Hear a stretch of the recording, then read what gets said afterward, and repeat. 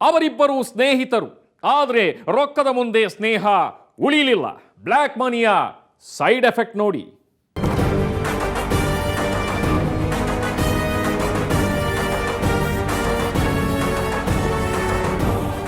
ಇಲ್ಲಿ ಹೀಗೆ ರಕ್ತದ ಮಡುವಲ್ಲಿ ಮಲಗಿದ್ದಾರಲ್ಲ, ಈ ವ್ಯಕ್ತಿಯ ಹೆಸರು ಮಂಜುನಾಥ್. ಈತ ಅಲ್ಲಿನ ಸಂಘಟನೆಯೊಂದರ ಅಧ್ಯಕ್ಷರಂತೆ. ಇವರ ಈ ಸ್ಥಿತಿಗೆ ಕಾರಣನಾದವನು ಒಬ್ಬ ಪೊಲೀಸ್. ಚಿತ್ರದುರ್ಗದ ಹಿರಿಯೂರು ರೂರಲ್ ಪೊಲೀಸ್ ಠಾಣೆಯ ಕ್ರೈಮ್ ಬ್ರಾಂಚ್ನ ಪೇದೆ ಶಿವಾನಂದ.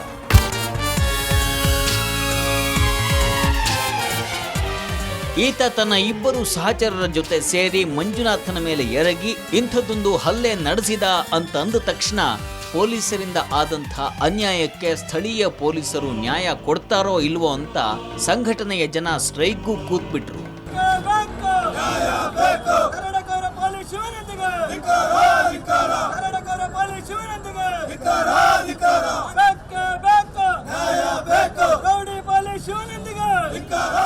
ಕೊನೆಗೆ ಪೊಲೀಸರು ತಾವು ನಿಷ್ಪಕ್ಷಪಾತ ತನಿಖೆಯನ್ನ ನಡೆಸ್ತೀವಿ ಅಂತ ಒತ್ತಿ ಒತ್ತಿ ಹೇಳಬೇಕಾಯಿತು. ವಧೆ ತಿಂದವನನ್ನು ನೋಡಿ ಹೇಳಿಕೆ ತಗೊಂಡು ಹೋಗೋದಕ್ಕೆ ಸ್ವತಃ SP ಆಸ್ಪತ್ರೆಗೆ ಬಂದರು.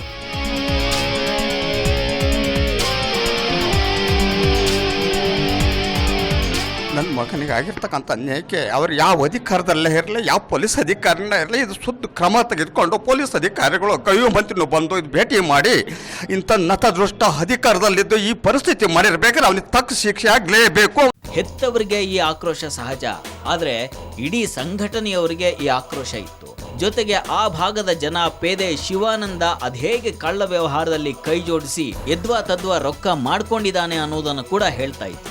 ಪೊಲೀಸ್ ಇಲಾಖೆಯಲ್ಲಿ ಅಂತ ಹೇಳ್ತಾ ನಮ್ಮ ಓದೆಲ್ಲ ಆತನ್ನು ಒಂದು 10 ಕೇಸ್ ಇದಾವೆ.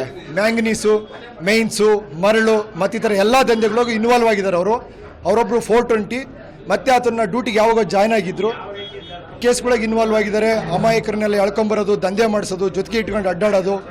ಆತಂದು ಡೇ ಡ್ಯೂಟಿ ಇದ್ದರೆ ನೈಟ್ ಡ್ಯೂಟಿ ಯಾವ ಬ್ಲಾಕ್ ಅಂದರೆ ಮರಳಿರ್ಬೋದು, ಮ್ಯಾಂಗನೀಸ್ ಇರ್ಬೋದು, ಈ ಥರ ಎಲ್ಲ ದಂಧೆಗಳನ್ನ ಮಾಡ್ತಾ ಇದ್ರು.